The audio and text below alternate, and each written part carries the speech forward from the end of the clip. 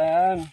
Itong pakinggan nyo ang awit ko ha, para matuto kayo sa mga magulang. Ito, pakinggan nyo ang awit ko ha.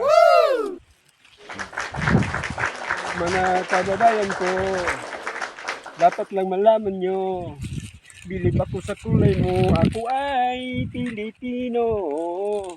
May itim ug may puti, mayroon naman kayong manggi. Isipin mo kung kaya mong abutin ang iyong binibiti.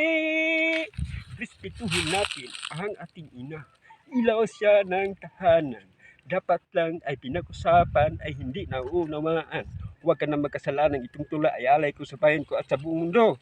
What? Mga kababayan ko, dapat lang malaman nyo, bilib ako sa kulay ko, ako ay Pilipino. May itim ug may puti, mayroon naman kayong manggi. Isipin mo kung kaya mong abutin ang iyong binibiti. Okay na.